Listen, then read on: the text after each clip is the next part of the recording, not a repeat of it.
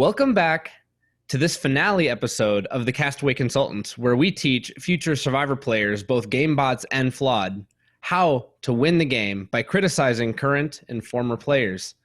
I'm one of your three co-hosts, Derek Kubicek, joining you again for this finale because I missed the last one for totally insignificant life events. And I am excited to cover this episode, the finale titled, It Comes Down to This. Joined remotely by Josh Wessler. Hello.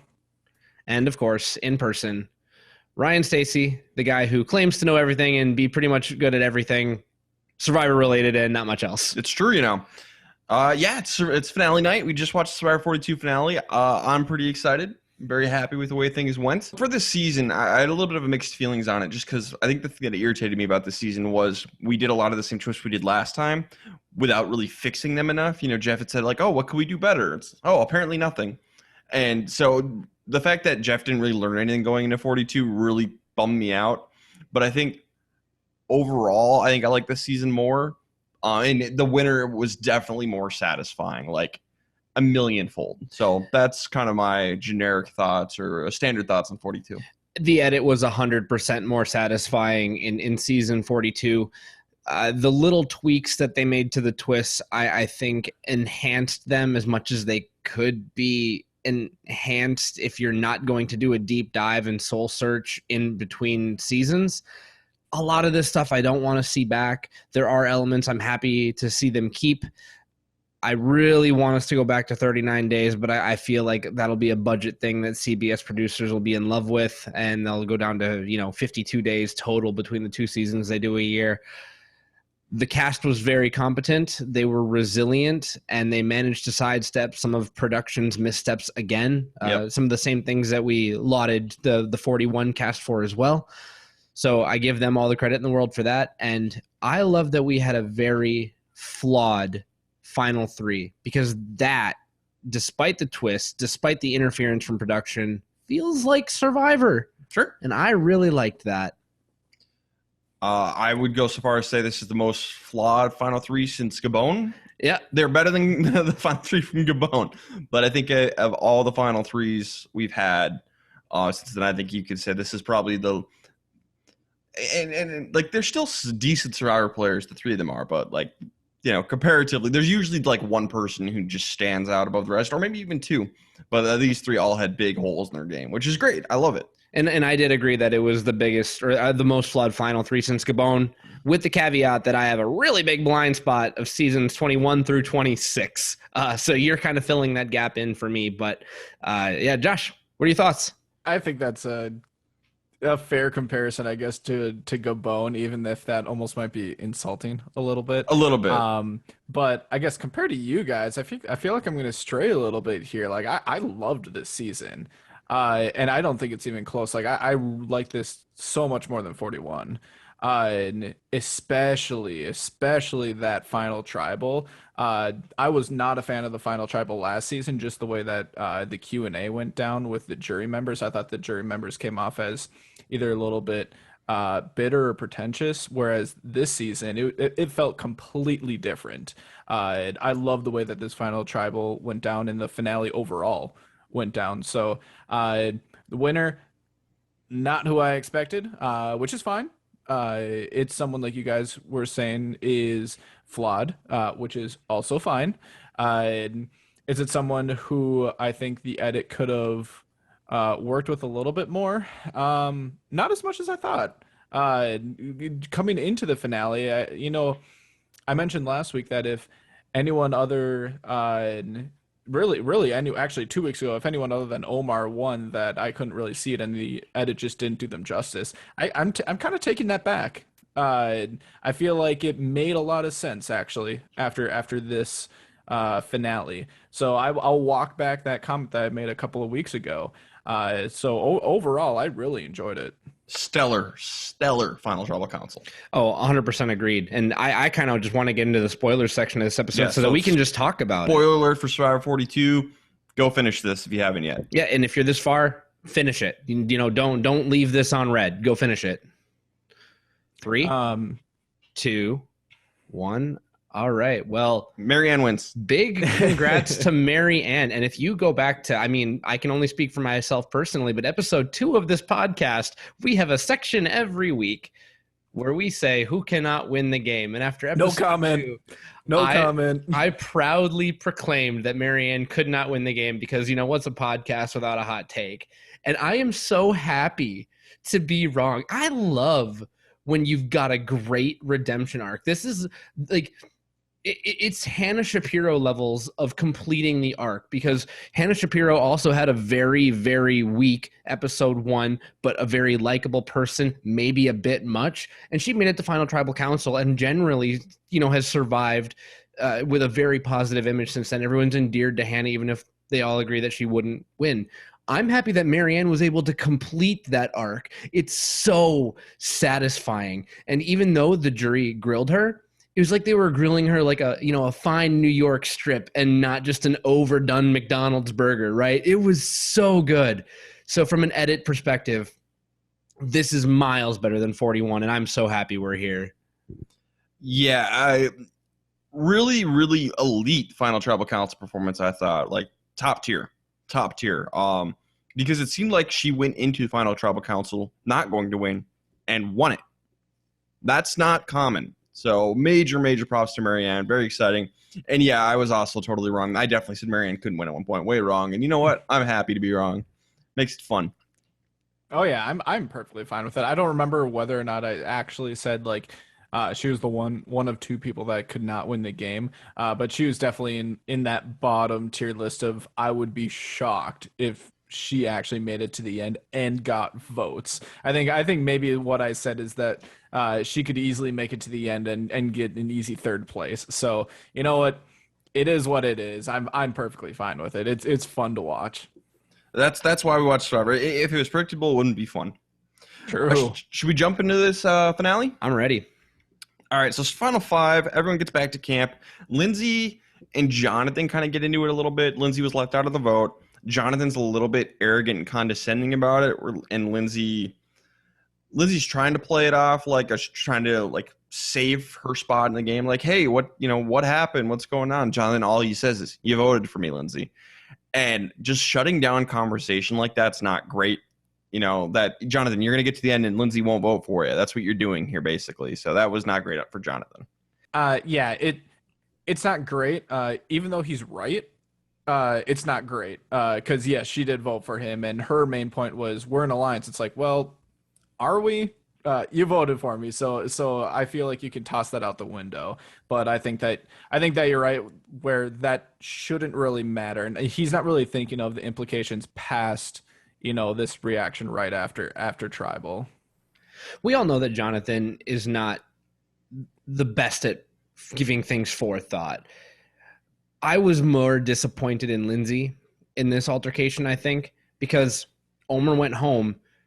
She had an idol in her pocket, a silly advantage that if we go back to our podcast last week, I think it was all but confirmed this week that really she didn't want Omer to go home. She wasn't okay with it. I think that she was absolutely blindsided, and she did not do the thing where you go back to camp, you congratulate them for their good move, you try to extract a few answers with a positive attitude. Instead, she was trying to grill Jonathan a little bit more like a McDonald's burger and try and catch him in a lie. You're on the bottom. You got ground to make up. You got to do better. Yep. So it's not good from either of these former Taku, but I think I give more demerits to Lindsay in this altercation because she needs to be the one to play nice. Romeo has a plan. He has built a fake idol, and he just tells everybody, like, hey, I got an idol. You can't vote me out at 5. Romeo, no one was going to vote you out at 5. But hey. Good for you. You're safe. Appreciate the attempt. I love how they're including Romeo's fake idol in the edit, but we're just going to exclude Omer's literal nullifier as though that has absolutely no bearing on our understanding of the game. For those of you who don't know, I guess in the exit interviews, it turns out Omer had found an idol nullifier really early in the game. Yep, in front of Jonathan, and he just found it laying at the water well. We know that Lindsay knew about the nullifier, and we knew that one of the things that finally drove a wedge between Mike and Omer was the fact that Jonathan spilled the beans about the nullifier to Mike. And for the record, Omer does hold up the paper, the parchment, to the video camera in the exit interview. So I think it's canon. This is just one of the few areas that the edit, I think, really let us down. If you've got so many advantages in a game that you're cutting them out and pretending like they're not important, that really bothers me. I know we started with like Romeo's fake idol, but that also had no bearing on the game, and yet somehow it came up in his final trailer. It was not important. And so, cut that, give me Omer's nullifier instead. Sure. So we understand why he was so quick to give Mike's idol back, for example. I think just where we're at is there's too many advantages in the game. I think that is evidence. And we all agree. We already knew that, but we can back it up a little bit more now. Objection hearsay. Here's exhibit 43B, or if I guess 42B. So Lindsay's going next. Yeah.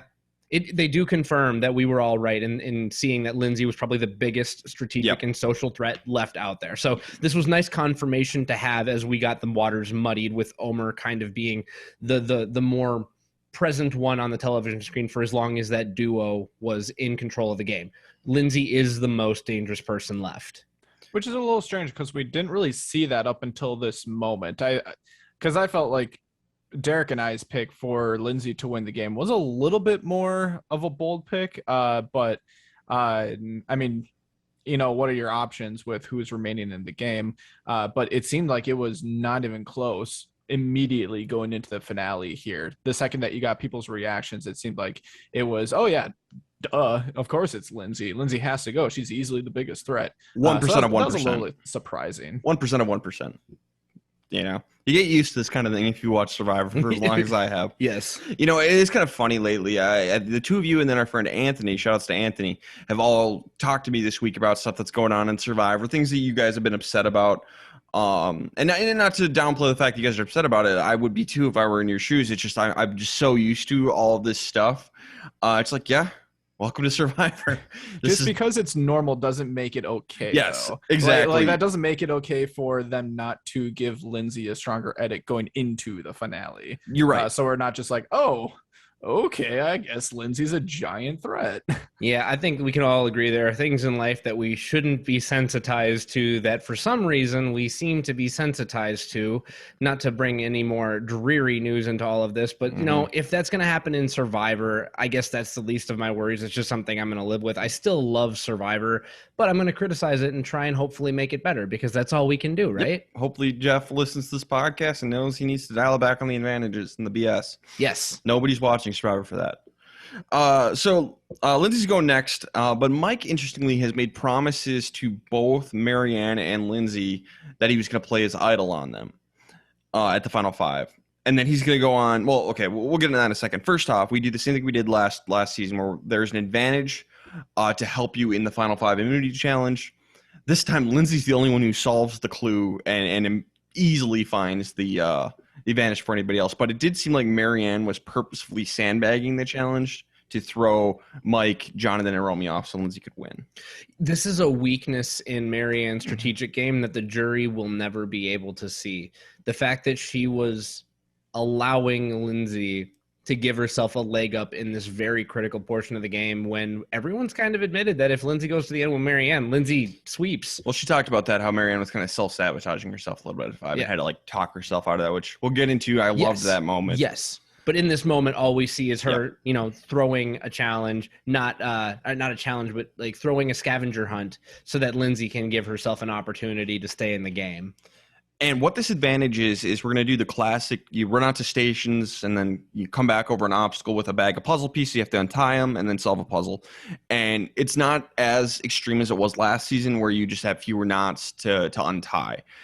6 versus 1, but apparently it wasn't that much of a time advantage. So I was pretty okay with this. Ahead of time, I'm like, oh my gosh, that's going to be a giant advantage. But then once the actual challenge is going, they didn't show them untying the knots at all, which makes me believe that they were very quick knots and that this wasn't a very big advantage at all. Which I like.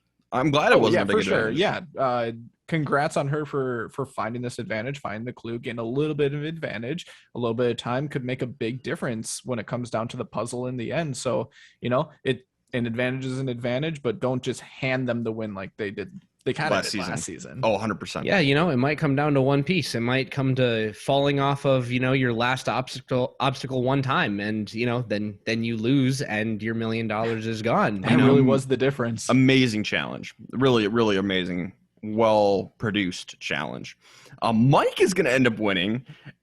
Love Mike. I was so shocked. Like we all predicted. Yeah, Lindsay and Jonathan don't win a single challenge in this episode. Who saw that one coming? No one. Not us. Not according to our rankings last week. Nope. So the plan is to take Lindsay out for Mike and Jonathan. That's what they want to do. And Mike promises to give Jonathan his idol if necessary. So Mike has now promised 3 different people to play his idol on. That's not great. Yeah, especially late in the game. Can't really recommend this. There is some logic to telling someone just to maybe like secure yourself or like have a backup plan just in case. But when you get to 2, 3 or more people that you're promising, especially an idol to, that's something that people can resent and hold against you later 100%. on in the game. They could see that as being the reason why they may have gone home and be just the thing enough that causes them not to give you a vote at Final Tribal.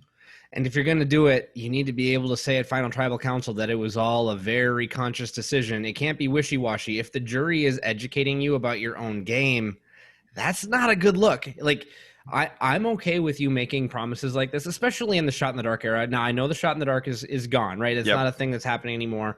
But idols can still be played at top 5. So I am all for Mike going through the motions of making Lindsay comfortable. And he did never promise Lindsay. Yep. He strongly hinted at it, whereas he promised Mary Ann. Yes. So Lindsay did try, correctly so, to guilt him into saying, you told me. And Mike was correct in saying that. I never told you. And Lindsay isn't going to grill him about this too hard. We're just telling everyone, if you're in that situation, be careful. Yep. It's a really slippery slope, and it didn't really seem to hurt Mike at all, but it could have. It could have. It's ended up going to be Mike is going to give his idol to Marianne, play it on Marianne. Marianne is not going to play her idol. She's going to keep that. We're going to talk about that later. I love this. But it's going to be 4 votes for Lindsay, 1 vote for Jonathan.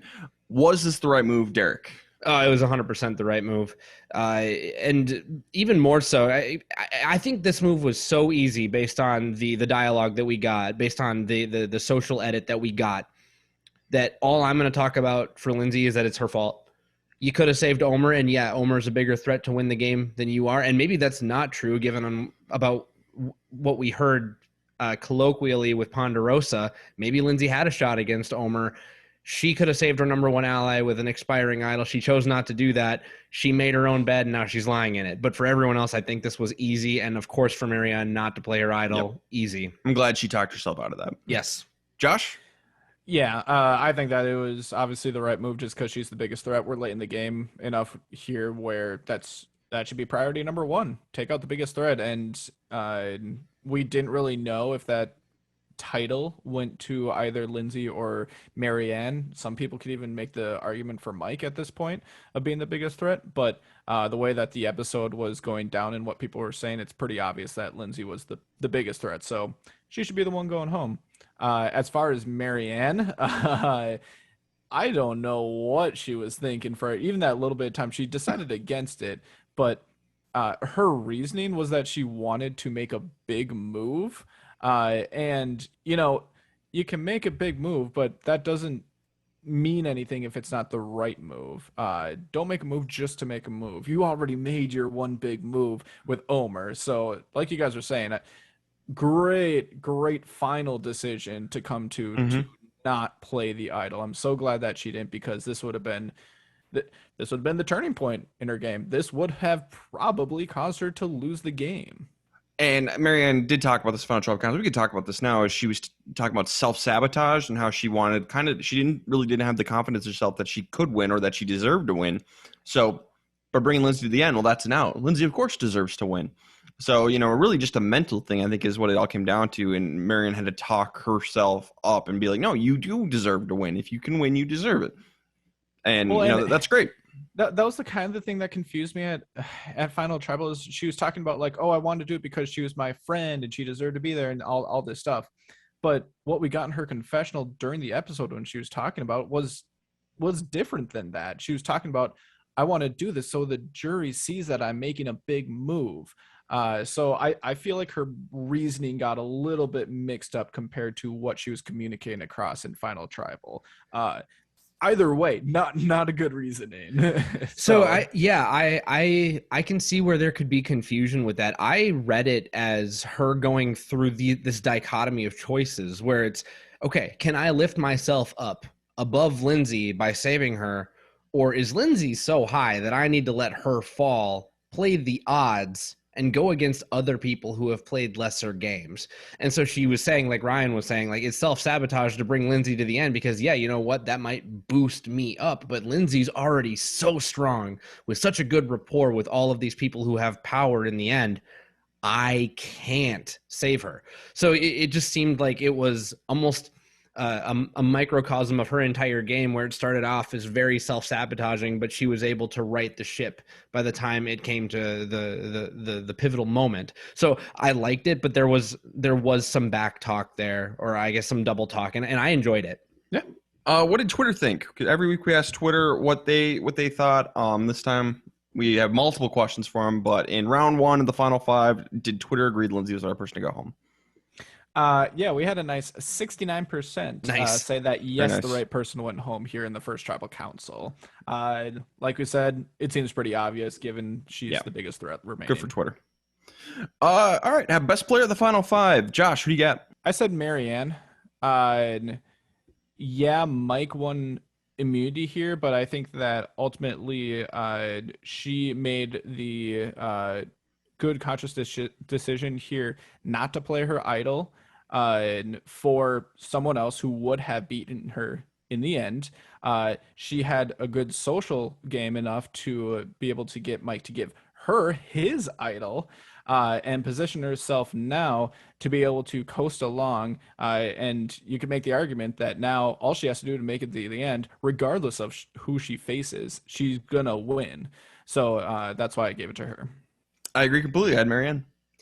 Yeah, I agree, Marianne, for the same reason. The last thing I'll say, remember when Marianne was saying it all depends on what Mike does with his idol. Do you think Marianne saw Mike playing his idol on her as a bigger boost to her final tribal council speech than, let's say, Mike plays the idol on Jonathan, and then now she needs a big move? Does she play it on Lindsay and throw a vote on Romeo at that point? I don't know. It's just, but regardless, it's Marianne. She's got herself in a great position to make final 3 regardless. And we know this because we're going to get receipts. Yep. I would assume that if he didn't play it on her, that she would have just played it on herself. Probably. And just been like, surprise, I had this the entire time and I'm going to play it on myself. Even though I don't think I'm going to get any votes, I'm still going to guarantee the fact that I make it to final 4. And I think that would have been strong enough. Marianne kept a secret. It's a miracle. Someone on season 41 or 42 kept a secret. And if you would have told me at the beginning of season 42 that the only person to do that was Marianne, wouldn't believe you. I'd have said that, you know what? She deserves to win. Congratulations. By the way, totally validating everything we've been saying on this podcast. If you get an advantage, keep it to yourself. Don't tell anyone anything. Ever. That has so much more staying power, especially when you get to Final Tribal. She said herself, the one secret in this season. Guys, we're so smart. Yes, we are. Worst player, I'm not going to give out one. Just because even though like I criticized Jonathan a little bit, he still ended up making the right move and taking out Lindsay's, and which is more positive. So I have no one for worst player of the final 5. I had NA. I think it was the right move from everyone, and Jonathan didn't have Lindsay's vote anyway. Like you guys said, NA for me too. So you two have lost your winner picks again. Whoops. Chickadee. Number 4 is the lucky number, right? I honestly, I'm switching over to Marianne at this point. Josh? Yeah, I made the live call, so it is on the record. We made that decision right when the vote happened. I was debating. I kind of wanted to go with Mike for a little bit, but I ended up going with Marianne. The only reason I would have gone with Mike is, maybe he wins the final immunity and is safe going into final tribal and sends Marianne to fire making. But I got to play the odds, so I went with Marianne. Still on Team Romeo. Woo! Good luck. Ride or die. All right, final four, immunity challenge, and just like everyone predicts, Romeo wins. And like, we're not laughing at you, Romeo. When you weigh 95 pounds and Jonathan exists in a hand-eye coordination physical challenge, like, I'm sorry, you are the long shot in the Kentucky Derby, but you know what? The long shot won the Kentucky Derby this year, and in Survivor, the long shot wins the Kentucky Derby if the Kentucky Derby were this challenge. And I mean, here's the thing: a hand-eye coordination like this one, where you're timing the balls correctly, you're grabbing it and putting it in at the right increments, all that stuff. This is anyone's game to win. This isn't a hey, Jonathan's gonna just steamroll this challenge. I had no idea who I would put as the favorite going into this challenge. So, Romeo won. Not Romeo. Sure. It was a great moment. Good for Romeo. Good for him. I will own up to audibly saying, well, Jonathan's got this in the bag. Well, you know what? Just like the winner, I was proven 100% wrong. And again, I'm so happy. So Romeo gets to decide the fire making challenge. And Mike is like, yeah, you're going to put me in fire. I know it. You should put me up against Marianne, though, instead of Jonathan. Just because. You should do that instead. But it's just Mike's going to fire. Yeah, good attempt. But really, Romeo is going to end up putting Jonathan up against Mike into fire and bringing Marianne to the end with him. I was talking to Derek. I thought this was the wrong move on paper. It sounds like Romeo has no idea how to make fire because he's never been camping in his life. So this is definitely too big of an ask for him. But on paper, to give himself the best shot at winning, Romeo should have put himself into the fire-making challenge, pulled Chris Underwood, and gone up against Mike himself to try and boost his credibility at all. But based on who Romeo is, I don't think that's feasible. So whatever, it's fine. But on paper, I would say the best move here, Romeo versus Mike in fire. Yeah, I think unless you're the what you perceive at least as the number one or number two person, if you're in the third or fourth spot, I think that you put yourself up against someone else to try to win fire. If you lose, oh darn, maybe you go down one spot worse than what you were before and you get fourth place. But you can put one extra thing on your resume by beating someone else and potentially taking out, especially if there's like an easy biggest threat left available. It's interesting that Mike was saying that he was the biggest threat left in the game. I wonder if other people were thinking that as well, but it seemed like he was all for like, I know you're going to put me in there. Like, it's the obvious choice. Like, everyone's gunning for me, yada, yada, yada. I'm curious if everyone else was thinking that because I don't think we got confirmation. That's what it seemed like to me. Anyone else?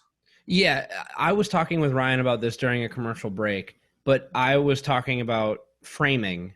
And Mike, ever since he found himself in the majority alliance, since the merge, has wanted to paint himself as the biggest social threat and the guy that everybody needs to gun for. Like, he'll take his moments and be like, Omer's got to go, Lindsay's got to go. But like, Mike has always been riding right at the top there. And so he's just finishing out his strategy. He just sees this as playing the exact same way that he committed he was going to as soon as he hit the merge.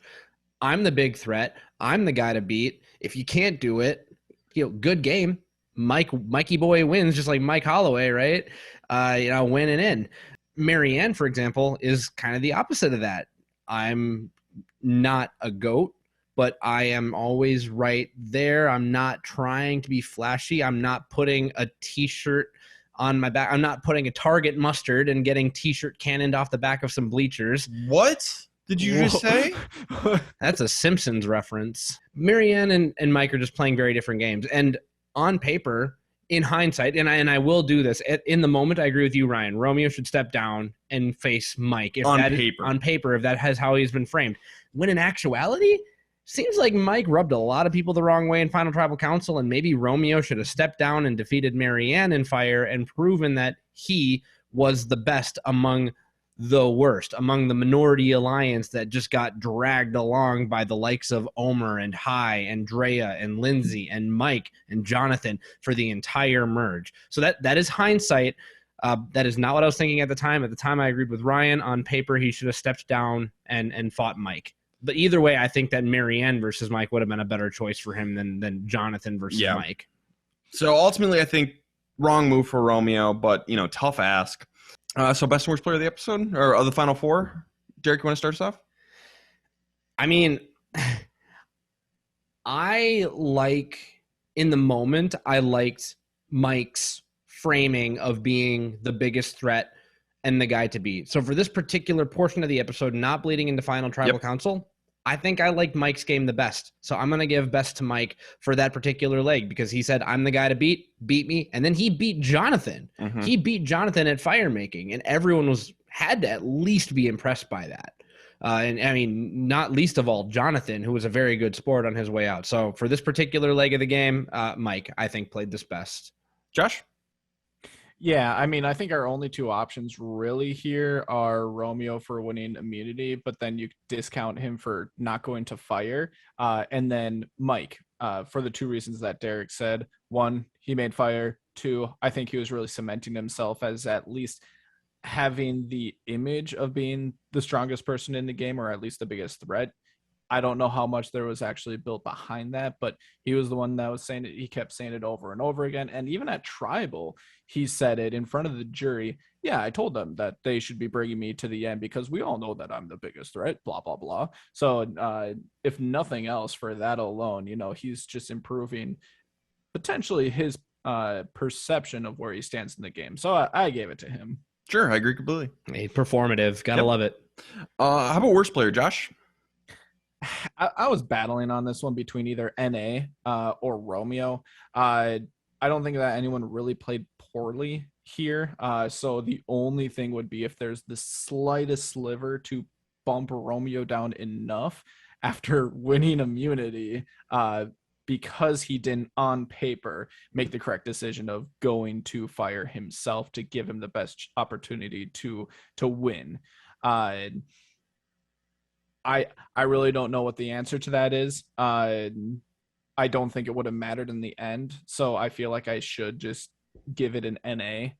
But I'm good either way. I gave it an NA, just because I think it turns out Romeo, like I said, never been camping in his life.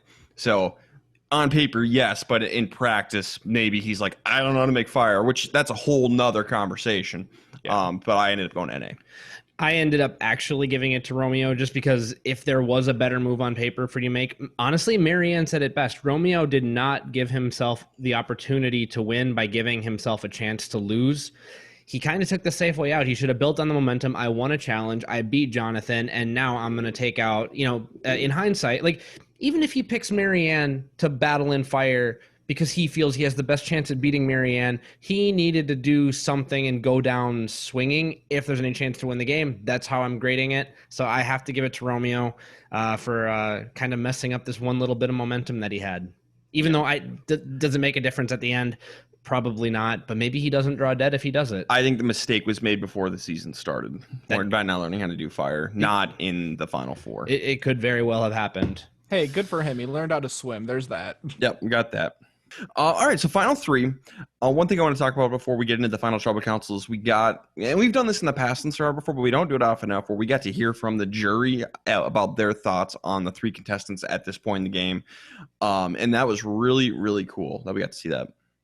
I loved this so much because, like you said, we've gotten this before, but not in this way. This was at least produced amazingly. I just liked how they overlaid it with all the different jury members and actually giving their thoughts on these people and what they needed to do at this final tribal coming up. And they gave it on all three of them, and you could kind of tell when they were going through that Romeo didn't really stand much of a chance. And they clued you in a little bit more than I think we've gotten in the past on. They did view going into it that Mike seemed to be a little bit more of the front runner. And so I loved that they included this in there. Yeah, kind of said it yourself already. I like that the whole segment was framed because we don't get to see what is talked about at Ponderosa on the jury. So I was very happy to go into Final Tribal Council with a frame of reference from each jury member and seeing what they valued the most. All right, so Final Tribal Council, basically what happens here, and so going into this, it seems like Mike was going to win this game, and when they're talking about the perception of, Tori brings the perception of each of the players, and that is kind of what takes Mike down, because Mike is seen as this loyal guy who uses integrity a lot, and he tries to play that card, and we've seen on Survivor that just doesn't work. So over the course of the final tribal council, he kind of like comes to terms with the facts, like, oh yeah, I guess I didn't have as much integrity as I thought. He owns up to betraying Roxroy, and he does apologize to Roxroy and said, like, yep, I screwed you over. But then he tries to say, I didn't screw anyone else over unless they were coming for me first. And like with the high vote, that was all Omer's doing, and it was all betrayal. So the way Mike perceived how he played the game was different than how the jury saw it. And basically it all comes down to that concept of integrity and how garbage that is in the game of Survivor. So that's kind of what dooms Mike. And we've seen it before. There's a really famous example that Derek hasn't seen, so I won't name it. But for those of you who know, you know. So integrity is not a word you should be saying at Final Tribal Council. I think it's safe to say. I don't even know what Ryan's talking about. And I know that integrity isn't a word you should be using in Final Tribal Council unless it's to say, I don't have any. I don't play that way. And if you were expecting to come into the game of Survivor and play a game with complete honesty and integrity, I'm sorry, you didn't come to play Survivor.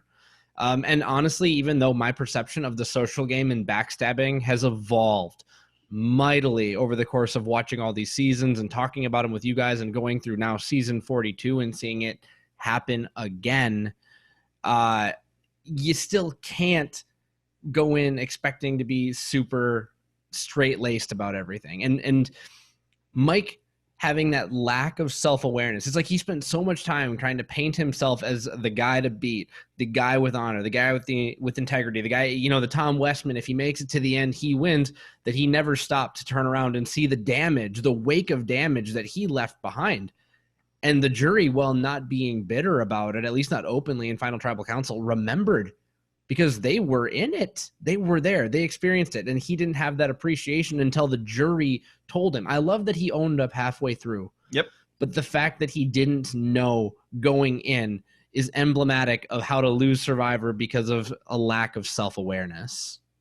And I don't remember, it was either High or Omer in the pre-Final Tribal Council, confessionals that we were talking about that the jury got, who said basically that, where they're saying Mike was this guy who had integrity, but I want to hear him talk about why that was all BS. Like they want to hear the other side of the story. So we knew going in that was going to probably be the pivotal thing that determined whether or not Mike was going to win this game. And at least for me, I don't know, somewhere like halfway through Final Tribal, I'm like, ew, I'm not feeling it. I don't think it's happening because he's playing, I don't know if Mike just wanted to only play the integrity game or like wanted to have it come across that way, or if he just didn't communicate it well enough to the jury and basically say, yes, I played with integrity, but I did these other things. I still don't really know at this point which way it was, whether or not he really just played that way or if he didn't communicate it well enough. I think Mike played his game a little bit too long, because there was a point in Final Tribal Council where he was talking about this and he was becoming a little bit litigious about it. He said, I played the game of Survivor with as much integrity as you can. That prepositional phrase at the end, the as you can, he thinks he's not lying. He thinks that everyone inherently understands that you can't really play the game of Survivor with pure integrity, but you can do your absolute best. Whereas the jury's like, okay, bro, but like, hold up. You didn't play with almost any. Like, you didn't win every individual immunity challenge and bull rush your way to the end. Talk about that. So I think Mike almost he needs to step back and realize where he's at, and he didn't. He tried to have his cake and he did too. For too long. The whole game. And that just doesn't work. So drop integrity, drop the 4, keep the 1, drop the integrity. Don't keep anything. Don't keep the integrity. Yeah, there's no room for that here. And so Mike comes across a little bit hypocritical. He gets called out for that. He accepts that, which is great. I love Mike. He's awesome. It's not, it's a little late now, Mike. Yeah, as JoJo said once famously in a song, too little, too late. I guess. Sure. Oh, come on now. I don't get your references. It's a song. Don't get your references. So the only other point I really think is important for this Final Tribal Council is Drea's question, where she's like, she wants to know, what was your biggest solo move? What did you did on your own and controlled on your own? Romeo goes first. His was the fake community idol and winning Final Four. Okay, great. Moving on. Yeah, he basically repeated those same like kind of series of moves for every question. It was just like, all right, this is all you got. Respect, but also not much respect. Mike's move was the organizing the vote against High, which, again, good move, but that was really Ulmer's doing beyond Mike. So, I love that this came out. I love this so much because I remember talking about it extensively when it actually ended up happening. And I fought you guys tooth and nail about hopefully they will all realize that Mike isn't doing anything here and that he's just being herded around like a sheep, whether it's High leading him around or Omar leading him around. He's not doing anything, even though he thinks he's doing something. Perception, he perceives himself as being a giant threat, but I don't think he's actually doing anything. So I'm so glad that this came out during Final Tribal. But the most important one is to Marianne, and she talks about the Omer vote because not only did she vote out Omer, her goal with this was to set up multiple routes for her to get to the end. She talks about Mike's promise with the idol. She reveals she found the merge idol, told no one. And then she goes through all the different compilations of people and how she would get to the end with all of them. I couldn't follow them because she was talking very fast and I'm a little tired. But just explaining it super well. And she does it with all this confidence and like bravado of look what I did. She's like, look at all my kills I have, kind of a thing. And it was so cool and so badass. And I think we got a question on Reddit. If we want, we posted on Reddit earlier. Derek, if you want to read that. Yeah, it was asking if Marianne's definitive moment, and this is from a username Lil Spice Inc. Do you think Marianne saving her idol for Final Tribal Council was her best move?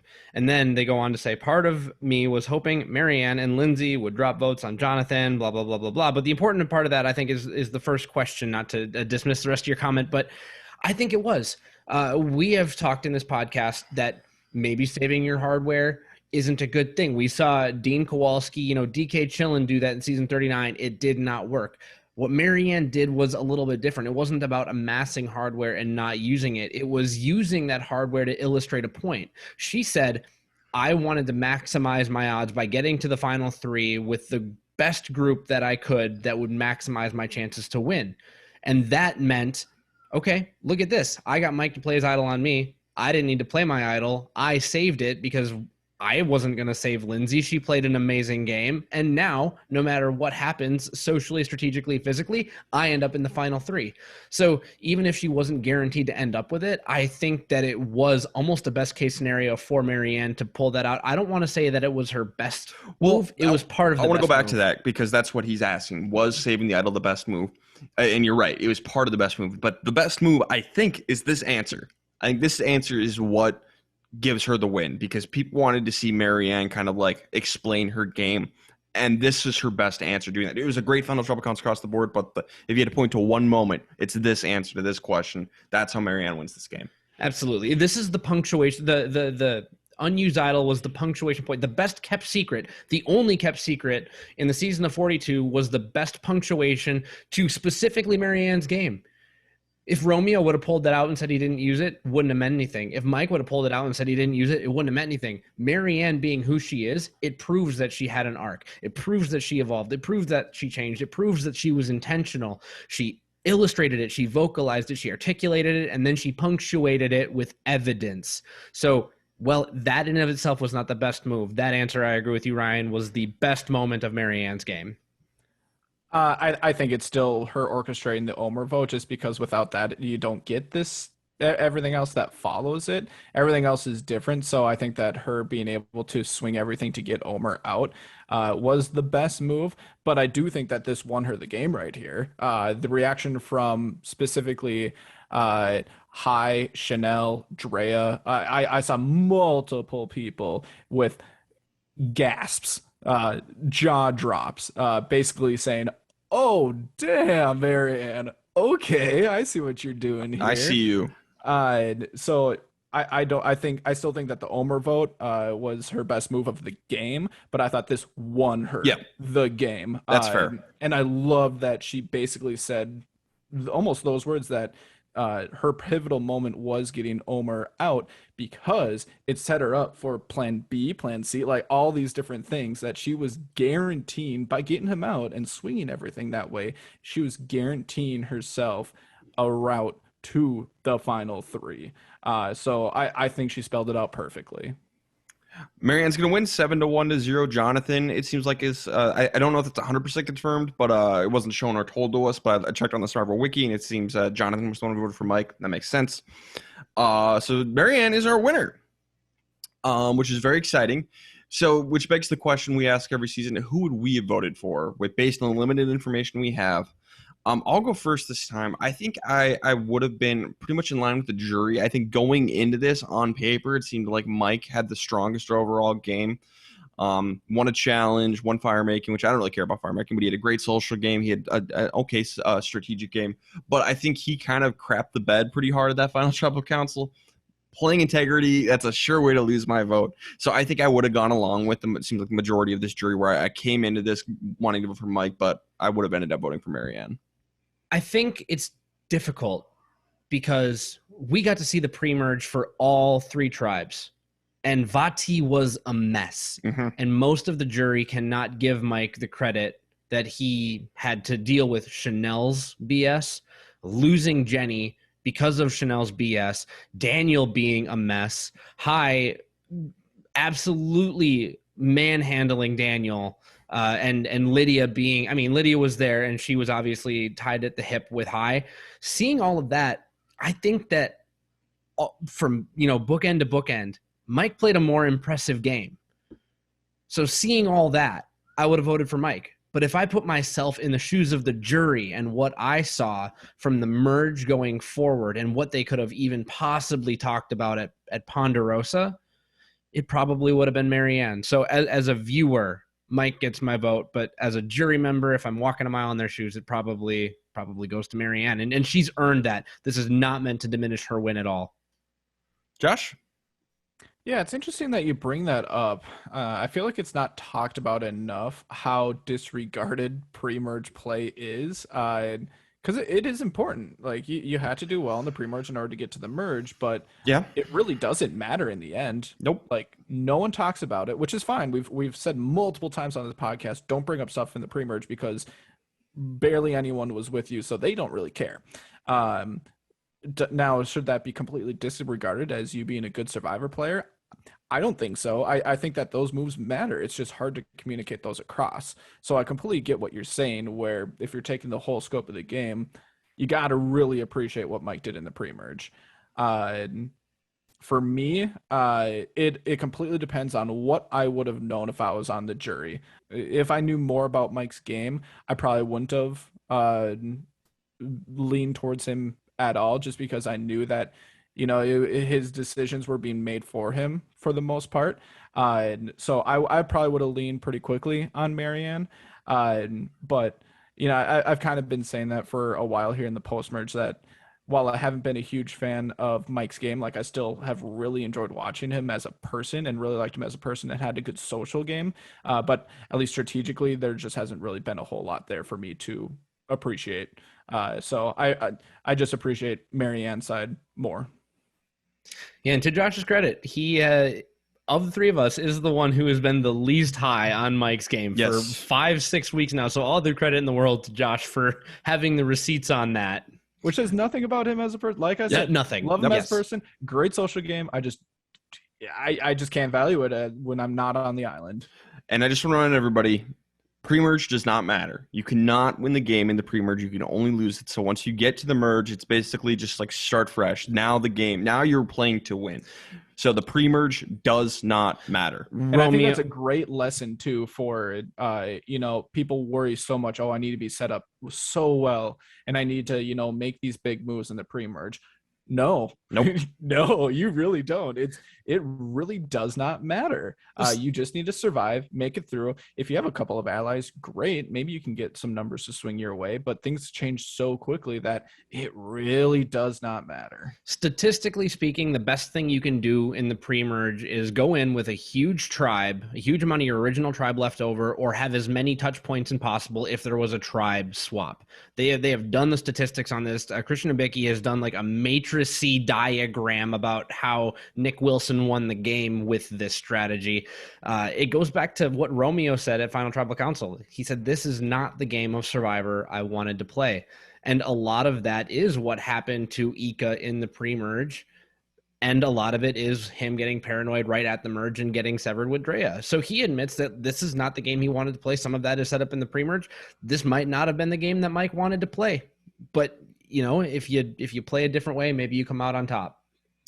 Let's wrap up this season with some best and worst player of the season. And a reminder, we only take into account the people who made the merge. So our jury, we'll throw in Lydia here. Lydia is an option. Why not? Because I think that counts as good enough. So our final 12 people, who played the best and who played the worst? Derek, why don't you start us off with our best player of the season? Man, it's hard, isn't it? Not really. Think so. Not at all. It's Omer. Omer's downfall was Lindsay incorrectly identifying the importance of her amulet and not realizing that she needed Omer for at least one more vote. Andrea calling Omer out on her way out the door, which you hate. Yes, which I don't like. You know, that's something that it's legal. It feels like a foul ball that skipped off of a base. You know, but Omer is the best player. I would love to see Omer back. He played well from the middle. He played well from the top. He played well from the bottom. And honestly, game theory, all attached, he should have made it to at least final 5. This leads to one of my final discussion points as we get to the end of this stuff as punctuation points that I want to ask you guys. Put it to the group, but it's Omer. Josh? Yeah, I think it's really a debate between two people here. I think it's either, you know, the winner, Marianne, or Omer. And I think the big difference between the two is who had a more well-rounded game. And I feel like that was Omer. So I'm going to go with Omer here. The one thing that sticks in my mind a little bit is that one, Marianne, just to add a little bit of a negative, like she really annoyed people earlier in the season. It seemed like she came around late in the season as more just like, yeah, okay, yeah, you know, it's endearing more than anything, which fine, sure. But she really made her 2 big moves in this game, and that's it. She found 2 idols, which great for her, and you know, got the biggest threat out of the game. So huge late game push. Other than that, it seemed like she was really under the radar for most of the game. The thing I didn't see from her, though, is really the behind the scenes stuff. And I feel like Omer really did a good job at that. He did a great job at manipulating people behind the scenes, making them make decisions that they thought were their own, and being able to execute on those. He did it with Mike. He did it with a couple other people. That was just spot on. It was beautiful. And that's the mark of a really, really good player. I think Marianne's a good player for sure. You have to be a good player to win. Yeah. So I think Marianne's a really good player, but Omar is like, he's a great player that I think could have easily won this game. Yeah, you guys said everything I wanted to say. It's Omer for sure. I think it's pretty easy. Marianne is great. Flawed winner, though, but great. But Omer, pretty well-rounded in like a good way, like a really high up well-rounded. And a reminder for everyone, this is based on the edit. Yep. You know, we're not looking at exit interviews Yep. for this stuff. We're not looking at anything Exit else. interviews are not canon. I've said it before. I will say it again. I ignore them completely. So before anyone gets mad at me for saying that, you know, I stand by it. They're not canon. They are not fact. Well, I mean, Omer found a nullifier. There can be facts in the exit interviews, but exit interviews as a whole are not fact. They are people's perspectives. They could be truth. They're not fact. They're not a part of the story at large, and that's fine. Josh, who did you have for worst player of the season? I mean, I don't think there's really much. Oh, I guess I think there could be a couple of people tossed out here. You could have Romeo just for not really doing much, but he really just didn't have a whole lot of chance to execute. He was in a pretty tough position after the merge, just based on inaction from his part right away. Jonathan had a pretty bad social game, but was really strong just on the physical side. But I'm going to give it to Roxroy here, which kind of sucks because he went out so early. But it was more just not being able to do a whole lot. Like people weren't a huge fan of him. Like some people were, but as a whole, it seemed like people weren't a huge fan of him. He didn't really have anything strategically going on. We saw a little bit right before he was voted out, but there still wasn't at least much for me to see. He was a great survivalist, so there's that. But I'm just going to give it to Roxroy as a nice default for me. Roxroy is almost a complete zero at the game of Survivor, so it's an easy choice of Roxroy. All I'll add is I still think that Chanel had the dumbest move of the season. But that being said, if you were to drop Roxroy and Chanel on the island 1,000 times, Ultimate Warrior Edition, Chanel is going to do better than Roxroy in most of those scenarios. So Roxroy.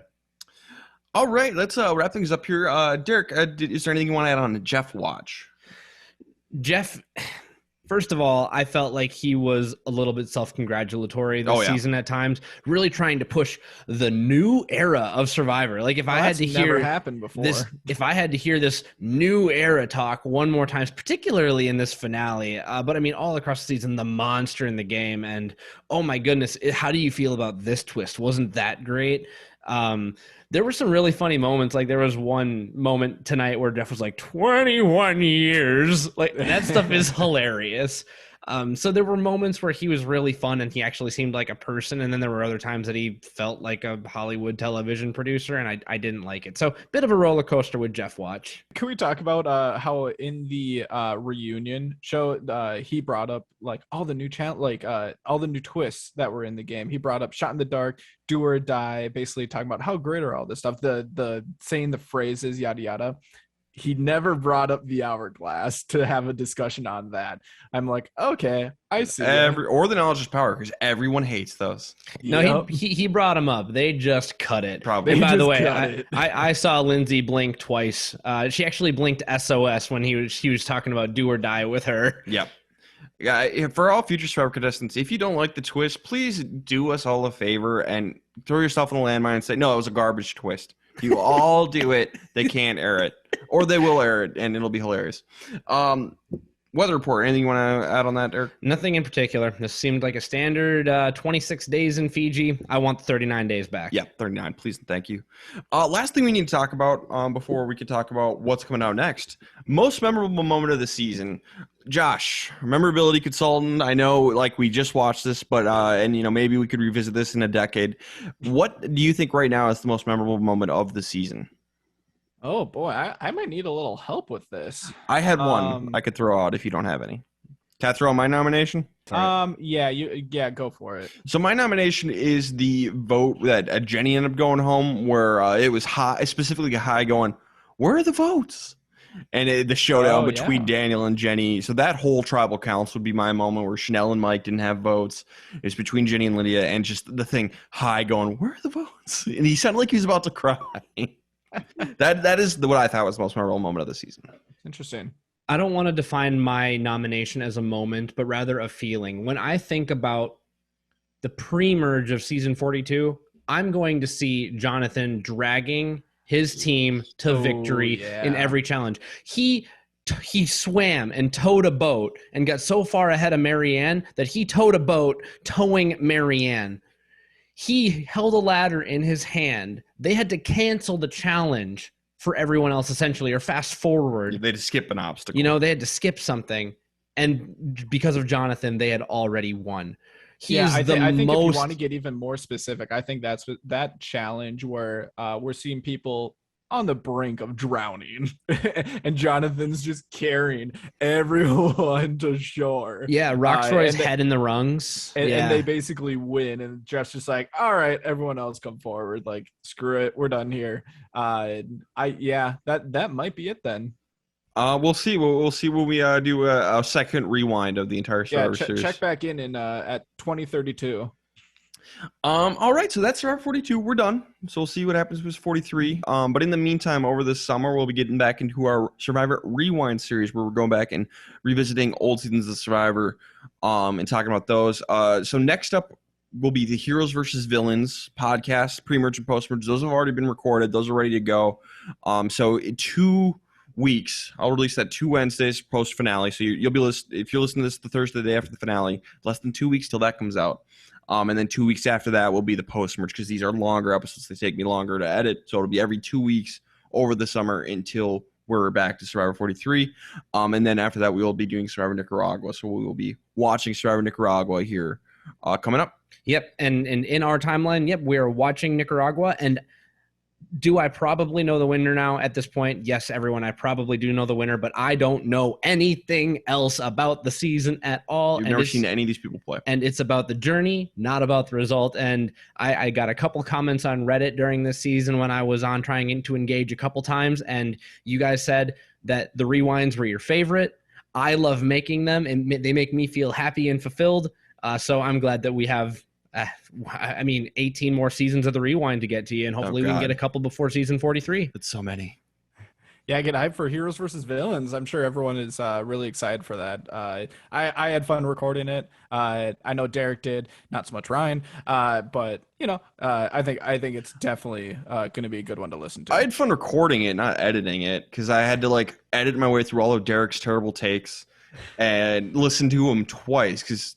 Well, there's nothing new there. Yeah, nothing new there. It's just oh my gosh, this is Derek. What are you talking about? All right, well, that's it. That's Survivor 42. You can follow us on Twitter at Castaway Pod. We have TikTok. We have Instagram. Anything else, guys?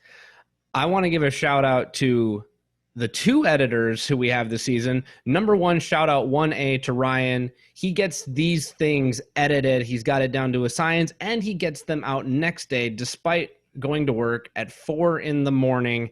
on Thursday. Now, he does have tomorrow off. Good for you, Ryan. You deserve that day off, but you deserve all the praise in the world, because without that, there is no Castaway Consultants podcast. So big shout out to you for that. Much appreciated. Josh, he's gotten YouTube up and going, and I will pat myself on the back for having several more than 1,000 view TikToks as well. So we're having some fun, but I just wanted to make sure that Ryan got his appropriate shout out for another successful season. Yeah, speaking of which, all the rewinds will also go up on YouTube eventually. Those won't be edited. They'll just be copy-paste onto there from what we recorded. So if you like listening to podcasts on YouTube, go ahead and find us and subscribe there. Same as usual, just Castaway Consultants. Anything else, gentlemen? Last thing, thank you, listeners. Thank you very much. We grew by a measurable percentage this season. We kind of stalled there in the middle for a little while, and then just for some reason at the end, a bunch of you showed up.